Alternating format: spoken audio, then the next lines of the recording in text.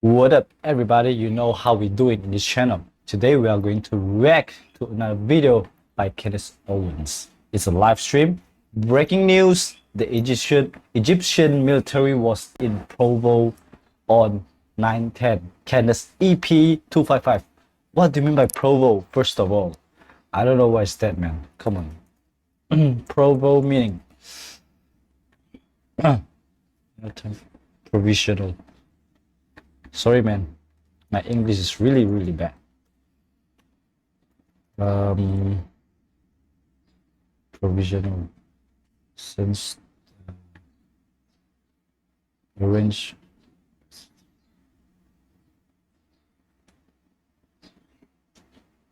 So it's like temporary. Wings or arrows. What is this, man? Hold on.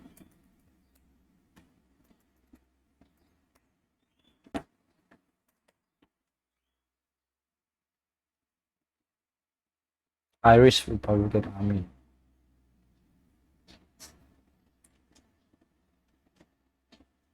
What? So it's about Ireland. Oh. Insane. Guys, let's get into it, man. I can't wait. All right, you guys, happy Thursday and some breaking news for you. Yeah. Because I knew it. I knew it. I didn't know it, but I knew it. And now, ladies and gentlemen, I know it.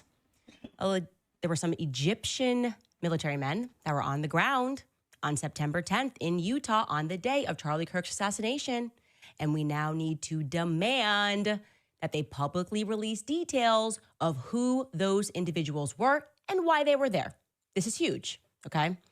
In other news, Zionists are going crazy like they are every day. They really do not want us investigating Charlie Kirk's murder for some unknown reason. They want us to stop noticing that there are so many issues in the story that they're trying to sell us. And now they're up in arms demanding that Tucker Carlson gets canceled from all future Turning Point USA conferences, and you're never going to guess how they're trying to spin this. Well, you probably will guess. It's anti-Semitism. Welcome back to Candace. Anti-Semitism.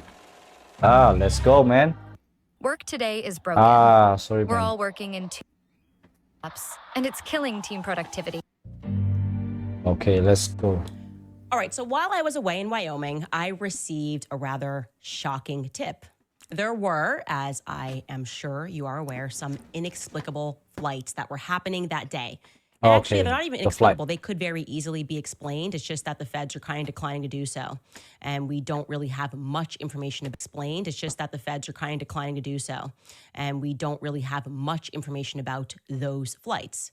In particular, there was one flight that had I would say, I describe it as an interesting morning. It was contracted by our military. For whatever reason, this plane departed from the Biggs Army Airfield at 6:13 a.m. That's down in El Paso, Texas, right? And despite the fact that they were heading to Montana, they decided to make an unusual dip at 9:16 a.m. Again, this is in Utah time, okay? We're doing all this in mountain time. They dipped down to just 300 feet above ground over the Provo airport runway, and they made a loop. I'm going to show you a screenshot here this is from Flight Radar, so you can see that loop. And again, this is a military plane, a military contracted plane, and we know it's military because it's leaving from a military base, okay? Really interesting thing happening there. Mark, if you want to jump on right now just to describe this for all of the women that are listening to this podcast, what we're seeing here with that chart on the bottom. Happy to provide some mansplaining. So at the bottom, you can see the altitude and the airspeed of the plane. You see it take off, goes to level flight, and then you see it dip down in the middle there, and that's what we're looking at. The time on there says 3:16 p.m., but that's UTC. That's just the general time for airplanes. So you go back -6 hours to give you Utah time. So that gives us 9:16 a.m. And then it goes back up and then continues to Montana. Okay. So it continued on to Kalispell, Montana, and then it lands for just under an hour before it again departs back for Texas. Once again, on its return trip, it dips again to just over 300 feet over the Provo airport runway. Now, we're going to show you that again. That this is from flight radar. That dip, I should tell you, because there has been a lot of speculation about it online. That took place approximately 26 minutes after Charlie was assassinated. So that dip took place 26 minutes after. And then the plane went back home, or back to the home base in El Paso. Now, it's possible, just to be fair here, that the plane was running a military training exercise that morning. Maybe they were training a new pilot on how to make a fake landing or something. I really don't know. But this flight path did indeed happen. We can confirm that. And it has been accurately reported that the plane is owned by a certain Lasai, Lasai LLC, regarding which there haven't been any more details provided, because this has not exactly been the most transparent administration as they claimed they were going to be. The second mysterious flight, which was well reported on at the time, I would say this was the most reported upon flight, again, by the public, and which eventually created so much pressure that it warranted a response from one of the owners of the plane, who was Derek Maxfield. He's married to Shalane Maxfield. The two of them, they're a billionaire couple from Utah. They run a human sex trafficking charity. There's a lot of human sex trafficking charities in Utah. And I should let you guys know that they are not the only owners of that plane, by the way. Someone who didn't hit internet radar, who also co-owns that plane with them, is a person named Casey Baugh. Baugh. Now, I'm mentioning Casey Baugh because I found it when I was researching interesting that Casey Baugh had his name on an institute at UVU, the Baugh Entrepreneurship Institute, which operates out of the Woodbury Business Building. Okay, I was like, whoa. When we didn't know any details, I was thinking like, hey, did this person let somebody onto the rooftop? But of course, now we know that Tyler Robinson was not on the Woodbury building, or on campus at all for that matter. So Casey Baugh is not a suspect for having provided him access in any way. But I will say that the Baugh Maxfield plane, I'm going to take you through what that was doing. It caught a ton of attention because the plane departed from Provo, Utah at 1:20 p.m. local time. In theory, then, of course, yes, a person could have shot Charlie Kirk, went straight to the airport, and then took off on a private plane. And why this got even more attention was because they seemingly turned their transponder off. That alarmed the public. Why is this plane terminating their transponder?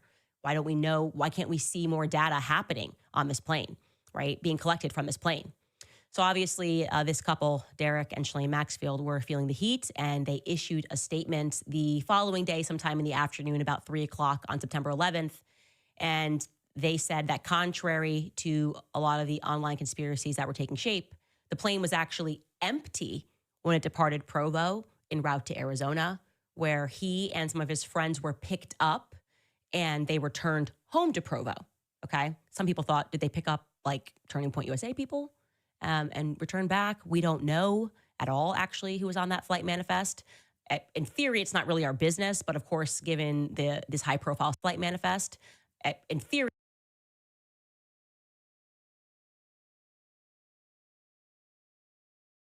return back. We don't know at all, actually, who was on that flight manifest.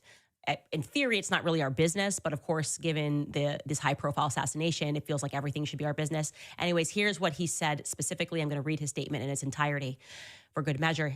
He wrote, Shalane and I join our community, our state, and our nation in mourning the death of Charlie Kirk, and we pray for his family and loved ones during this difficult and tragic time.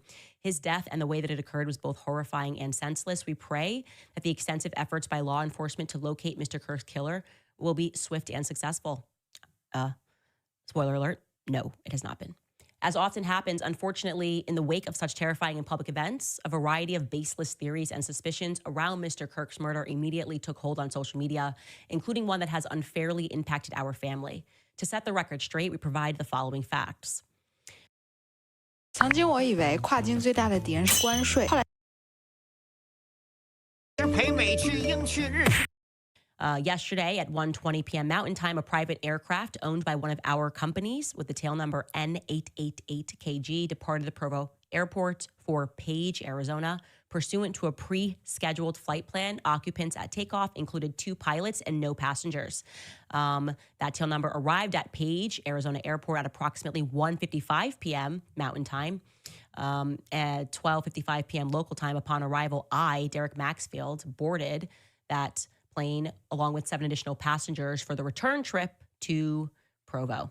We departed that PGA airport in Arizona at approximately 1:40 and arrived at PVU at approximately 3:15 p.m. Mountain Time. Radar services with air traffic control were terminated in mutual agreement between Denver FAA Center and N888KG, approximately 10 miles from landing at PGA, which is consistent with generally accepted standard practice when flying in and out of non-towered airports like PGA. N888KG pilots followed all FAA requirements and protocols, tower directions, and the predetermined flight plan. This round trip was made at my request and solely for my purposes. Any suggestion that the flights by N888KG yesterday are in any way connected to the tragic shooting of Mr. Kirk is inaccurate, false, and without any credible basis of any kind. To our knowledge, no one associated with yesterday's flight by N888KG has been contacted by law enforcement for any reason. And then they just say, we ask that you just focus on bringing the people, bring Charlie Kirk to justice, the murder of Charlie Kirk, finding some justice in that. Okay. So a couple of interesting things. He admits that something like the services were terminated, but in compliance with law. So they didn't break the law when they did that at all. And what I can tell you is that I had a flurry of pilots that were working on getting details on that flight manifest, confirming its landing, etc. And things got a little bit weird.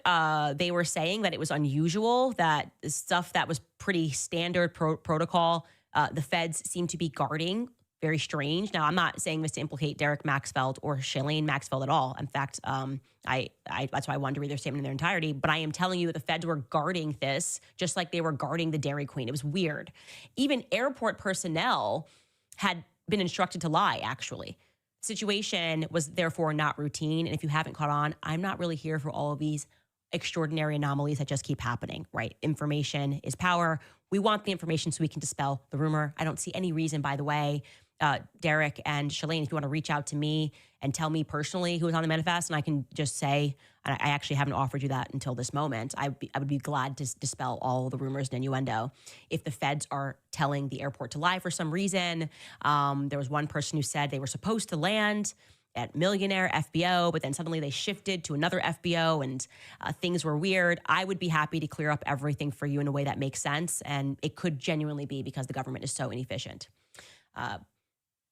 Major point that I want to make here is that the biggest anomaly that has happened is this kind of foreign angle. Like right away, they just got out in front of it and were like, there's nothing to see here.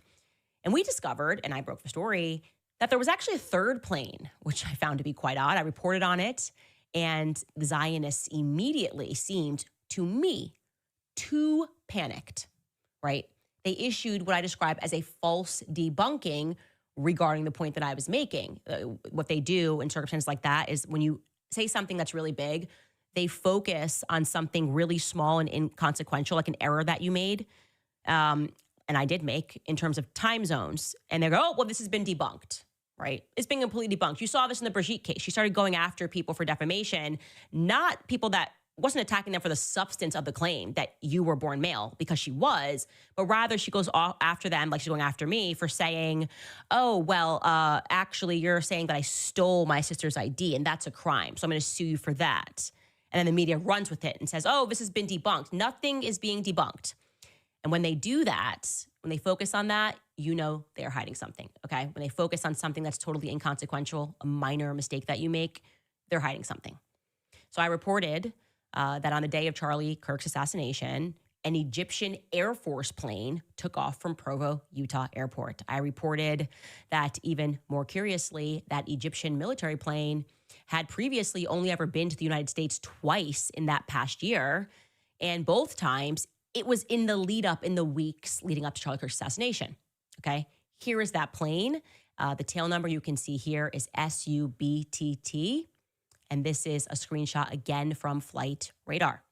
Now, Of course, when I pointed out that this foreign military plane arrived on September 4th, so 6 days before, into Provo, Utah, and departed 6 days later on September 10th, they ignored the huge substance of this, which is why is this Egyptian military plane here in the middle of Utah? Instead, they said, oh, she made a time zone mistake, like as if I'm on flight radar every day, accustomed to reading the data here. Yeah, I thought that I was looking at mountain time, like local time on flight radar. As Mark just explained, no, they do it according to universal time. Okay, big deal. Like actually big deal. Then I saw that the one random Twitter user that caught that mistake suddenly got boosted in the algorithm and they made it a trending story. Like it was like, trending story, this has been debunked. And I was like, I've been telling you guys for a while, the military runs X, like not Elon Musk, the military. These are military bots that you're seeing on X. But that was essentially the vibe. Egyptian military plane, don't look over here. We have debunked it. It has nothing to do with Charlie Kirk conspiracy theory because she got the time zone wrong. It was actually the flight departed a couple of hours earlier than she said. Okay. You know me. That just makes me more curious. Anytime you see a Snopes level debunking, as I like to term it means you're onto something. Anyways, I was going through the DCIA tips box, our decentralized intelligence agency tips box, and I found a very interesting email. I'm going to be very careful here to make sure I don't give this person away, but it was someone from a foreign country. They wrote us claiming to have intimate knowledge regarding the flight. And you can take what I'm about to tell you to the bank, okay? In fact, you can even take this as a direct challenge to Kash Patel to dispute what I am going to say. Thus far, have you noticed that no one has done that? Like when I say something, they go, oh, she must be lying. Oh, the screenshots must be fake because obviously Charlie didn't say this. Oh, the thing is lying about the Catholic thing. Oh, but nobody's doing any debunking here because I make sure always that I have solid proof of what I am saying before I say it. And I feel that I have been presented with absolute solid proof from this individual who is in proximity to one of the individuals that was aboard this flight, okay? I can now report to you individuals that was aboard this flight that I have been presented with absolute debunking here because I make sure always that I have solid proof of what I am saying before I say it. And I feel that I have been presented with absolute solid proof from this individual who is in proximity to one of the individuals that was aboard this flight, okay? I can now report to you that it is a fact that on 9/4, there were, this was not some dropping by in Utah as they were trying to claim because the plane needed to be serviced. That's what they ran with. They ran with, this could have been a routine servicing. I guess there's just no place from Egypt all the way to Utah that an Egyptian military plane can like get a tire changed. This is totally routine, nothing to see here. Well, I'm telling you that for a fact, that plane was carrying military subcontractors. And for a fact, they were dropped off in Provo, okay? And that they did not make it back to Cairo. I showed you the plane left. They left on September 10th. It then laid over in Wilmington, Delaware, and departed back for Cairo on the 11th. I am telling you that when that plane left, okay, those people were mysteriously missing from that plane, okay? What's going on here? Why are Egyptian military subcontractors, what are Egyptian military subcontractors doing in the middle of Provo, Utah on the day that Charlie Kirk was assassinated? Okay? Again, I am saying as a fact, Kash Patel, please feel free to dispute this. In fact, I almost demand that you dispute it. I think you must. You've been saying everybody's conspiracy theorists. Conspiracies are dangerous. Thinking is dangerous. That aircraft was not in Utah for any routine servicing, okay?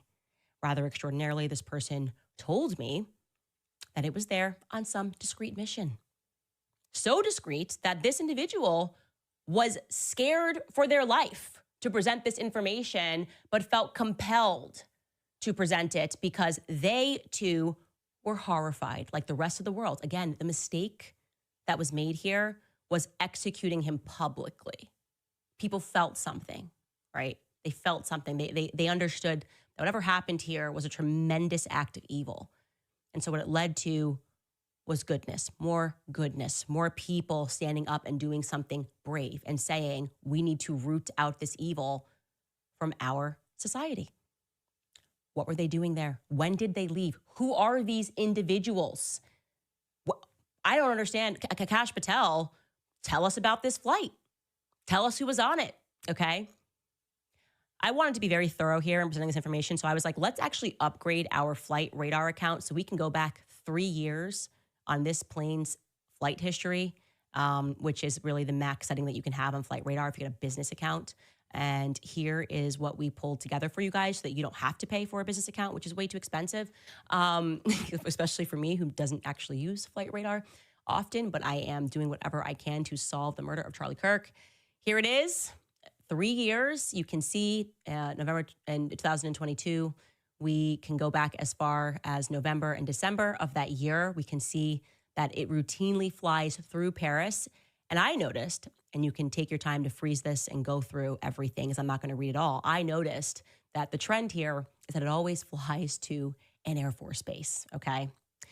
Look in 2025. If you look under 2025, you will see this is what it did. It went from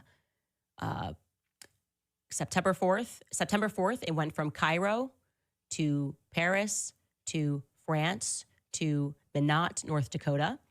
On September 10th, it departed Provo. I think I'm missing one here, right?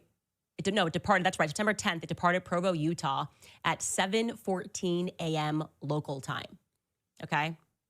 And I am telling you that aboard that plane, it was not the same people that got onto that plane. Okay. That is what I am told by this individual. She's saying that what actually took place was that they had some Egyptian military subcontractors person that she knows intimately. I would not have taken this to the bank. I had to really walk her through having the courage to do this any further. And I am certain that this happened. And I am certain, I feel like the rest of us feel, that we are not getting a full picture. Now, I will again stress that this individual never, ever said that the secret mission was related to Charlie Kirk. In fact, they were explicit that they weren't entirely sure what the specific mission was, but that it was top secret. At just 2 years old, both Thyna's height and weight fall like her. Maybe. In fact, they were explicit that they weren't entirely sure what the specific mission was, but that it was top secret. Maybe playing devil's advocate, right? And to be clear, when you play devil's advocate, you're advocating for the devil. So that's what I'm actually kind of doing here. But maybe it was a joint military exercise of some description that was so discreet that it required just like, everybody to ignore it, for the military to boost a random account to pretend that it was nothing, to lie and pretend that this plane was here because it needed to be serviced in some capacity. That's not true. But maybe it was because, look, joint military exercise between Egypt and America for some unknown reason, and Provo, Utah was the place they had to do this, and they decided to leave this plane, and maybe the people are still in Utah. I don't know. But I'm demanding that we find out, okay? And when you couple that information with what was trending yesterday, right? This is the headline that came out of the Daily Mail. Kash Patel shuts down Charlie Kirk foreign intelligence probe in an explosive feud with Trump's counter-terror chief. It really makes you wonder what Kash Patel is hiding. There's absolutely no reason for Kash Patel to say, only I'm the person that's supposed to be looking into this. It makes no sense. If he is interested in solving Charlie Kirk's murder, then Kash Patel would be working with everyone. Everyone across all departments would be locking arms and saying, Charlie Kirk was a wonderful friend. He did everything he could to put this administration into power. In fact, Trump would be late night tweeting, being like, I don't accept this narrative. Trump would be asking questions. His sons would be asking questions. Turning Point USA executives would be asking questions.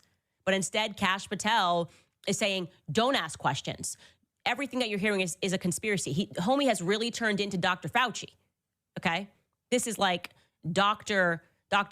Kash Patel Fauci here, who's telling us that to look any further would be somehow wrong to the legacy of Charlie Kirk. It would be harmful for us to ask questions. It would be harmful for us to think.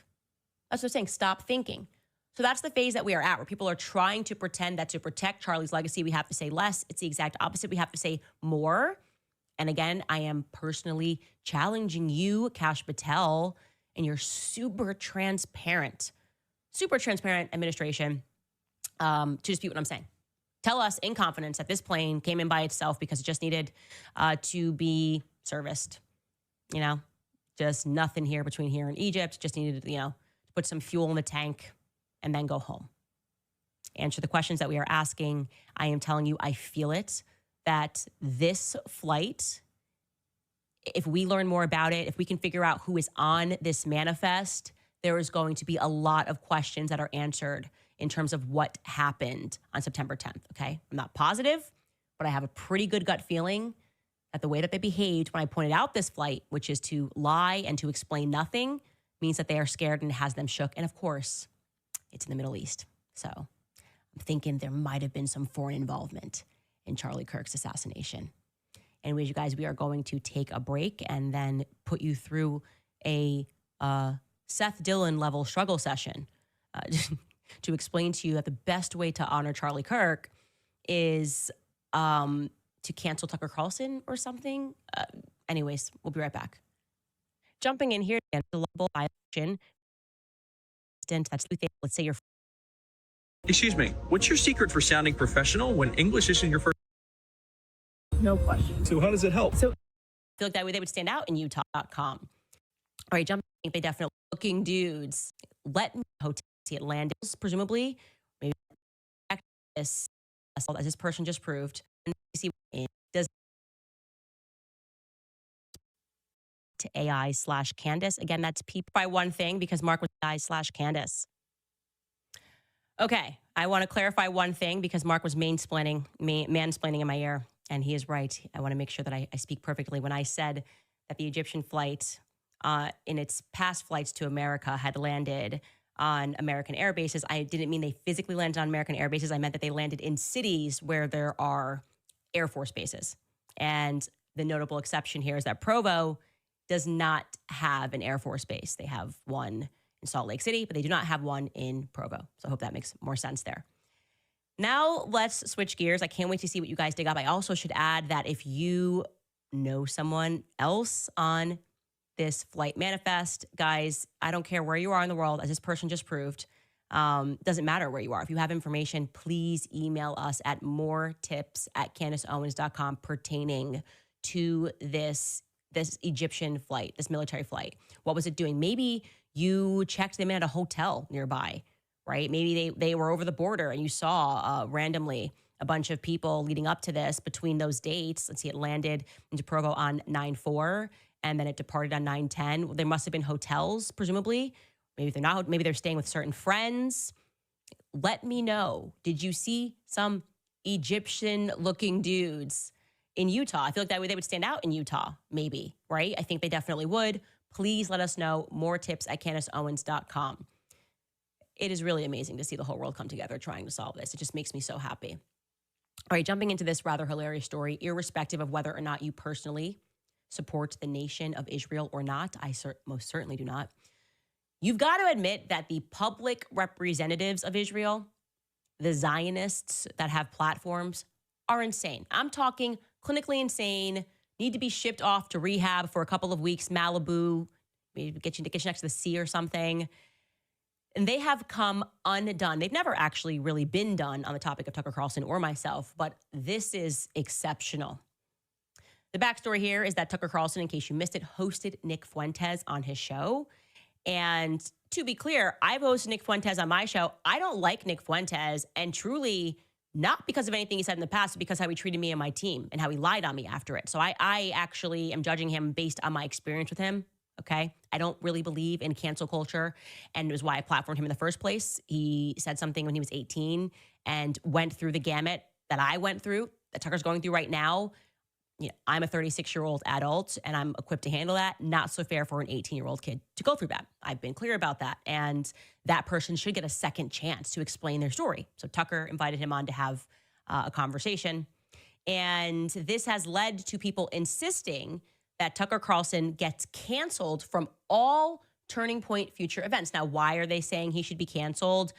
Well, because it's so dangerous that he platformed Nick Fuentes, who has said terrible things online. And Nick Fuentes has been adversarial to Charlie Kirk. Charlie Kirk didn't like Nick Fuentes. So why is Tucker Carlson speaking to him? Like, that's their logic. I spoke to him. I don't like Nick Fuentes. I speak to people I don't like to the whole time, actually. It's a good thing to do. You should get out and speak to people who you disagree with, people who you dislike. It's okay to dislike people. It's not okay to demand that other people be canceled for hosting them and having a conversation with them, or for maybe liking the person. Maybe people want to listen to him. Anyways, this led to Josh Hammer, who is our resident psycho, who really does look like that. Like, that's not AI, okay? That's not AI. He wrote an op-ed in the Daily Mail, which they actually published, calling for Tucker Carlson to be neutralized. Yeah, this is him, the guy who mysteriously calls for public executions the night before, and then he always backtracks and goes, hey, that's not what I meant. That's not what I meant when I said that. He actually published this op-ed, says Tucker Carlson just hit a new low with this heinous betrayal of my friend Charlie Kirk, who is surely now rolling in his grave. Yes, you're right. Is this the same Josh Hammer you're thinking who lied about Charlie's views on Israel changing even though he was on the text message chain? He lied over and over and over again, plus tried to sell his book. Is he actually writing an op-ed claiming that it is Tucker Carlson who is apparently heinous? Yes, he's doing that. This is a direct quote from that op-ed. He wrote, "This looks like a war on MAGA and the modern American right. If this looks like a war on MAGA and the modern American right, that's because that is exactly what it is. Carlson and his clan had declared their jihad, not on the woke forces of civilizational arson on the addle-brained left, but on the forces of civilizational sanity on the MAGA right. They hope to burn down MAGA and build a neo-pagan, anti-Western, anti-biblical movement in its stead.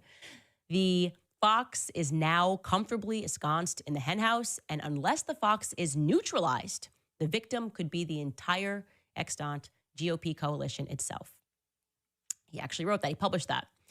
And it's just incredible because you will notice this thing that all of the people who are now saying that they represent the MAGA movement weren't in it. They are literally people that were the Never Trump movement in 2015. None of them. They're like, we've infiltrated MAGA, and now we're going to tell you how to turn it into the losing movement that we all represented. Here's how you do it. Censorship, right? We infiltrated MAGA. We hated Trump forever. In fact, these people were all pro DeSantis, even when Trump was up against Ron DeSantis, okay? They were against Trump. They have held the line in hating Trump forever. And now that Trump is inevitable, meaning he's in office and there's nothing they can do about it and he's not going to be reelected, they're pretending that they support Trump and that they're super MAGA by demanding that MAGA cancels Tucker Carlson, who is adored and loved by the MAGA base, of course.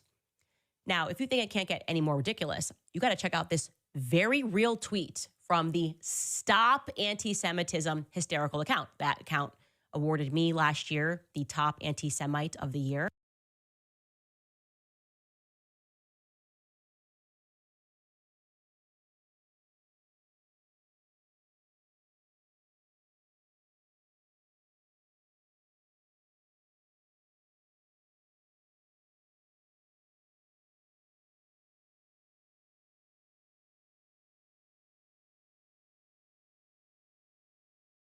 Is loved by the MAGA base, of course. Now, if you think it can't get any more ridiculous, you got to check out this very real tweet from the Stop Anti-Semitism hysterical account. That account awarded me last year the top anti-Semite of the year.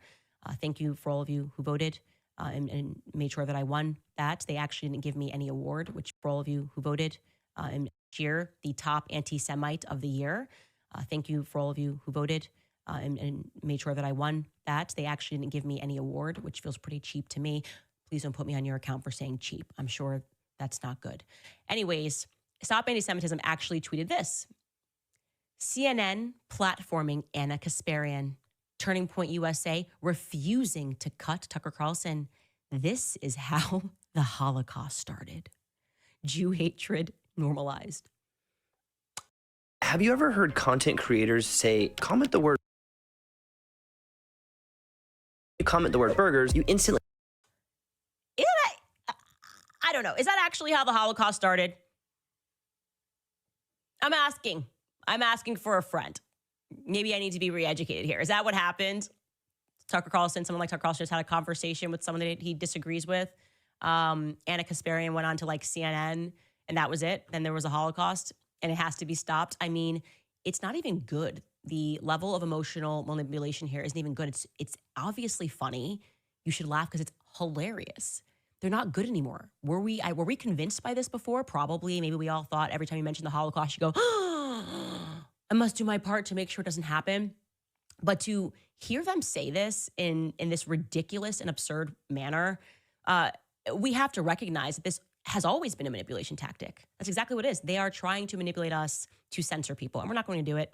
Anyways, Seth Dillon, another resident psycho on X, who pretended once upon a time that he was like a funny guy just telling jokes, went on to Piers Morgan and decided to put Dave Smith, who I love, through a struggle session explaining why. And yes, this is the same Seth Dillon at that notorious Hamptons summit who I told you pressed Charlie, and a couple of weeks before he died was horrific to Charlie, made Charlie feel as if he was suddenly sitting down and being told that his viewpoints had changed and it was unacceptable. It was a total peer pressure event, or wound up being that in large part thanks to Seth Dillon, who was leading the pack on questioning Charlie on his changing views. Anyways, he has the audacity to put Dave Smith through a struggle session discussing this interview. Let's watch a clip of it. I think that it would have been a responsible thing and a good thing for the conservative movement if someone as prominent as Tucker, with as large of audience as he has, if he was standing in the way of Nick Fuentes becoming more mainstream. I think that would be a good thing for everybody. And I'm disappointed that it didn't come. But he's free to do whatever he wants to do. Okay, I'm free to criticize him for not handling the interview the way that I think it should have been responsibly handled. I think it was extremely irresponsible. Okay. Certainly you're free to criticize them. You know, I would say that for all the people, by the way, who are so upset that Candace and Nick Fuentes have become so huge, like honestly, dude, talking to guys like you have no one but yourself to blame for that. It's all over the Israel issue, man. And the reason why they got so much support behind them is because they were against this destruction of Gaza. It was just like the most just horrible, inexcusable thing ever. But I mean, that's a fact. It was low-hanging morality. Hey, I'm against killing children. They tried to put all of us through. How dare you, Candace, you're an anti-Semite for saying or not looking the other way because they're Palestinians. And I guess I'm supposed to think that their life is not worth as much as an Israeli life. Like one Israeli life is equivalent to 1,000 Palestinian children or something. And I rejected that. And I've been pretty principled across the board on all matters. And that is why I think my audience grew. Certainly didn't grow because I was telling other people they had to shut up. I'm not a part of cancel culture. I don't care. I got into it with Nick Fuentes. Never once said, cancel him, take him off Twitter. Someone needs to do this. If I feel that my ideas are better than something or someone, if I feel that my ideas are valid, I'll see you in the free markets. But these people can't win in the free markets. So now they're demanding censorship. And it's going to get, by the way, a lot worse than this starting point. We'll get into that in a little bit. But first, I want to let you watch this second clip of what Seth Dillon, who clearly does not have a soul after waiting to Charlie, clearly is trying to pretend that he's Charlie's friend and now trying to use Charlie's legacy by pretending that somehow Tucker Carlson is not a true friend to Charlie because Charlie didn't like Nick Fuentes and Tucker Carlson spoke to him. Watch this. Truly, this is a psychological operation. These people are nutty. Take a listen. I want to know what Dave thinks about Tucker essentially calling Charlie Kirk a heretic by saying that anybody who's a Christian Zionist is a heretic. I mean, that was Charlie Kirk, was it not?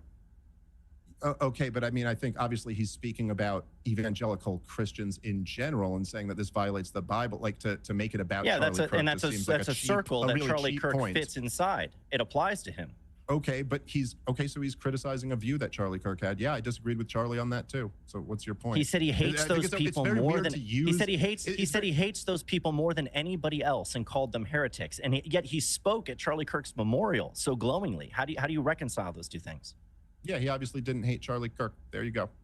Come on. This is like ridiculous. Yes, he's making a point that he thinks that actually the Christians who put Israel above their own government and believe that like only Jesus can come back if the Jews control the area, that is goofy, and I agree. Yeah, well, if you say you hate people that have Charlie's views, then you're saying you hate Charlie. Yeah, okay. I don't. Good. If that's the argument you want to go with, okay. Actually, the argument I'd like to go with is that Seth Dillon is a liar, which is why 2 days before Charlie Kirk was killed, he was explicit in saying he was left with no choice but to lead the pro-Israel cause, which would mean he didn't die a Christian Zionist, right? Common sense, Charlie in his own words, and Seth Dillon, you're aware of this because you put him through 2 weeks before the struggle session in the Hamptons, what was it, August 5th and 6th, pressing him on the things that he said about Bibi Netanyahu. He was hosting people to have that discussion.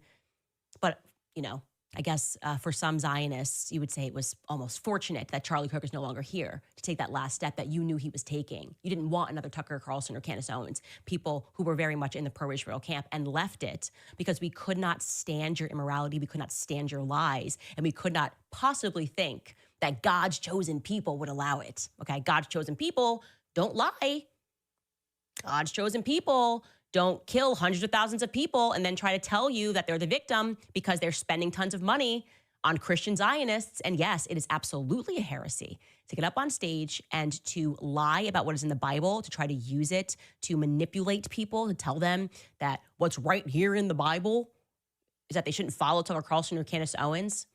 And yes, I would deem you to be, therefore, a heretic. So I hope I'm clear about what I think you are. Right? People of your ilk are people that pretend to be Christians and make a ton of videos, some of them simply because they're paid to do so, some of them because they're in the military and these are their instructions, and manipulate people who are well-meaning and want to become close to God by telling them that they won't be saved unless they support this abomination in the Middle East. So anyways, this leads us, of course, Charlie's last words in that text chain. He fought tooth and nail to make sure that Tucker Carlson stayed on the Turning Point USA speaking list. That's the reality, okay?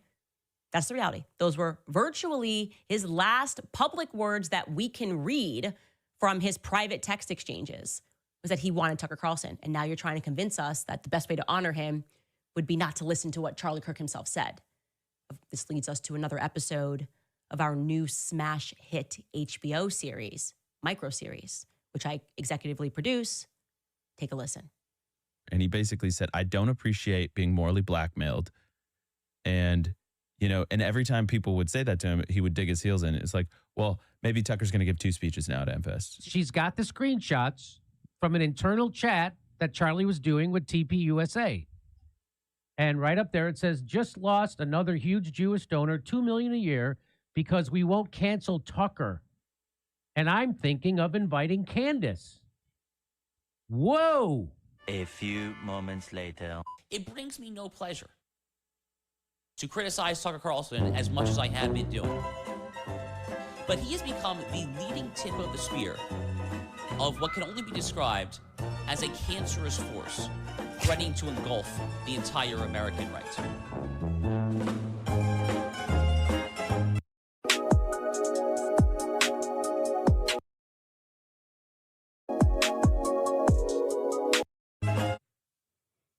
They just can't stop, man. They just cannot curb that Zionism. They can't do it. We'll see. We'll keep notations on these individuals. Anyways, I wanted to read this email that came in because yesterday in the Q&A section, somebody had asked, what do you think Charlie meant when he said that he wanted you to be as David? And I took the obvious answer, which was to slay a Goliath, right? To slay the Goliath. And somebody wrote me this email and reminded me, of course, of the narrative beyond David slaying Goliath, David and his unique friendship with Jonathan in the Bible. And I am going to read that email to you. Somebody wrote, Candace, David and Jonathan were biblical figures from the Bible who shared a deep and profound friendship, forming a covenant of mutual support. Jonathan was the son of King Saul, and David was a shepherd who became a great warrior and future king. Their bond was strong, despite the fact that Saul became jealous of David's success, leading him to threaten David. Their bond, the friendship, began after David defeated Goliath and grew into an unlikely but profound friendship. The Bible describes Jonathan's loving David as, quote, his own soul, and forming a covenant with him. Jonathan's loyalty was so great that he gave David his robe, his armor, and other symbols of rank, an act that has been interpreted as a transfer of succession. Jonathan's support, Jonathan repeatedly protected David from his father, Saul, warning him of the king's intentions to kill him. After Jonathan's death, David grieved deeply for his friend. He later honored his promise to Jonathan by taking care for his son.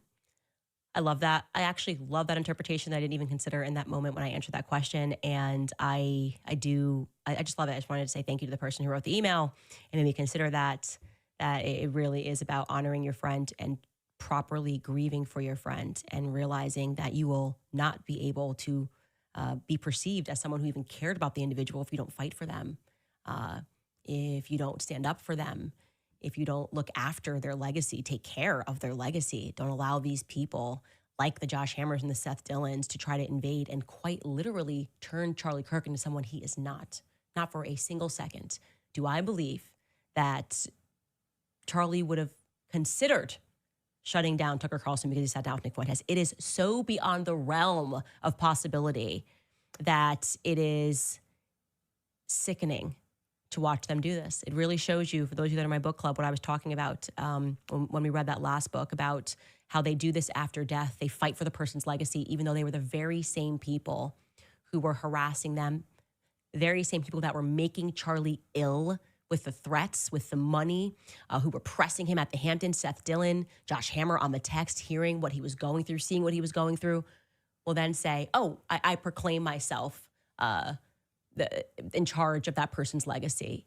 It's twisted. It's very, very twisted, but everybody can see it. There's no doubt that everybody can see it.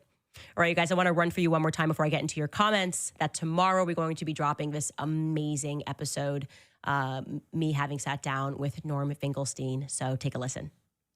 The Economist magazine, it describes Gaza as, quote,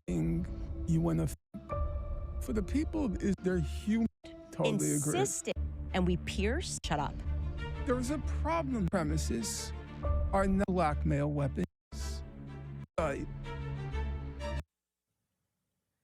I am very, very, very excited about that. You're going to love it. It's like I said, even if you support Israel, and that is perfectly your right, I think that you will become educated on a topic that has been, by and large, guarded by the mainstream media. I think Americans have been extremely ignorant because I was among them. I was extremely ignorant on this topic. I think Jewish Americans are ignorant on this topic too, because that's how this was designed. That's how this whole pro-Israel matrix was designed, to keep us dumb.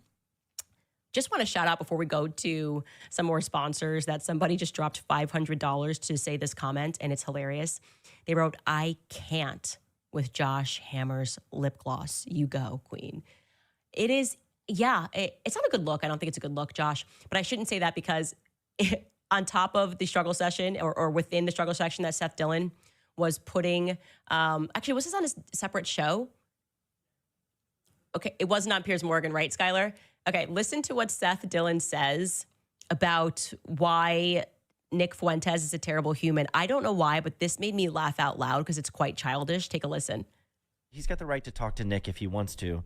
I think what a lot of people are expecting, though, from a conversation like that is if you're going to bring somebody who's like the leader of the Groypers, who has so much animosity for Jews and is just, he says the most horrible things, like he said, well, I don't even know if I can repeat some of the things that he said, but, he's called J.D. Vance names, calling him fat and ugly, and that he has a brown family, just his attitude towards minorities, towards women, towards Jews, and the things that he said, the glorification of Hitler, these are all things that you would think Tucker, claiming to be a Christian and a decent person, would have a lot of interest in I just wanted to show that. It's Nick like, on.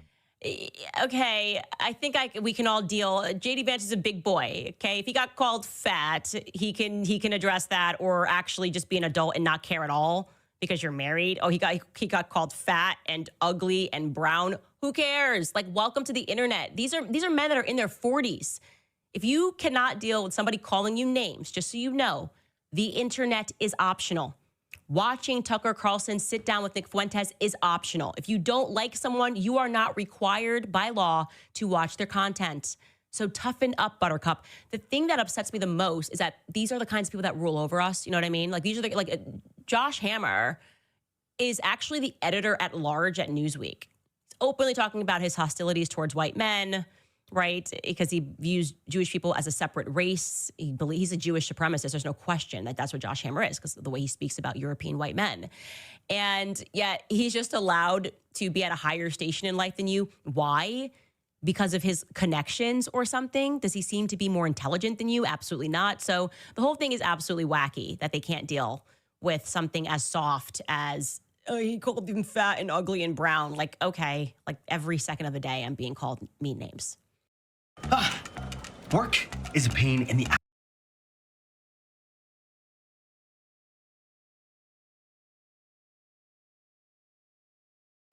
All right, we're gonna get to a couple of sponsors and then I'll read the rest of your comments. All right, you guys, it's a nutrient-dense fuel, the way that food was intended to be. So whether you're road tripping, working late, or running around with the kids, these sticks deliver high-protein energy without the crash. Whether you're keto, paleo, carnivore, So what do you think, designed guys? to help you take control of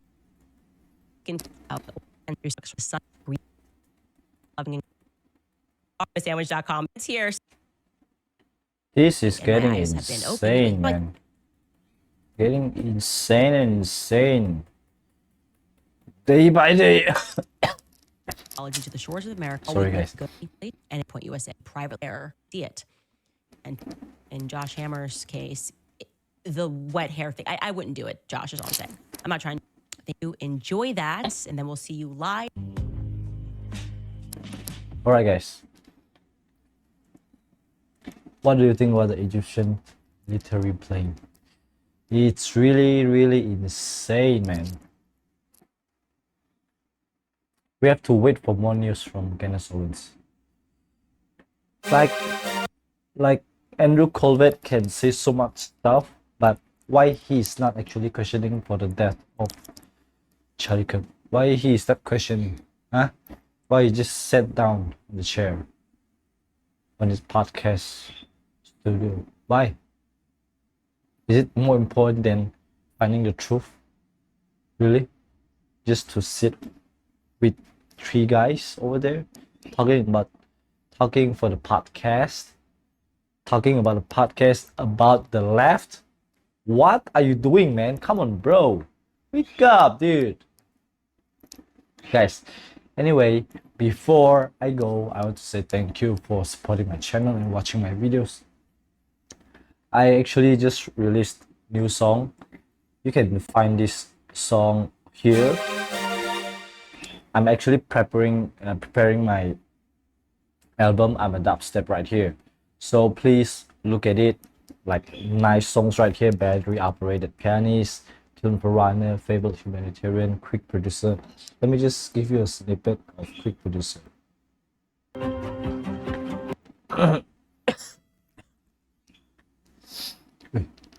Sorry.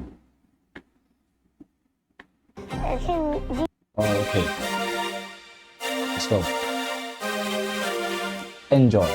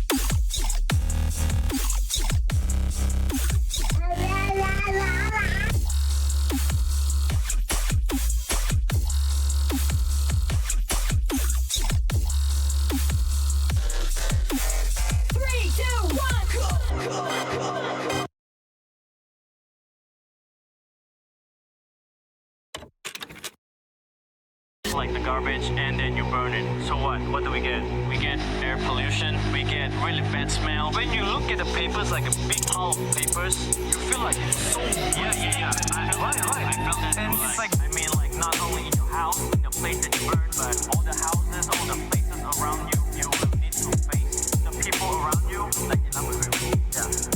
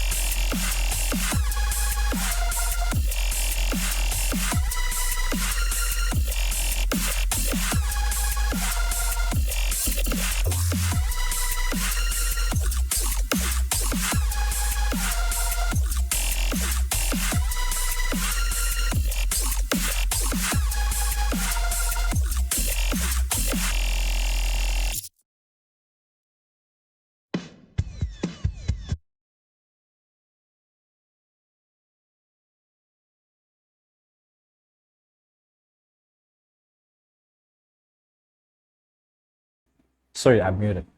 Thank you so much for watching. I hope you guys really enjoyed my songs, and if you have any questions or any opinion, please let me know down in the comment section, and let me know what should I react to next in my next video, and I'll see you guys in the next one. Pray the rosary. May Jesus bless you all. Amen.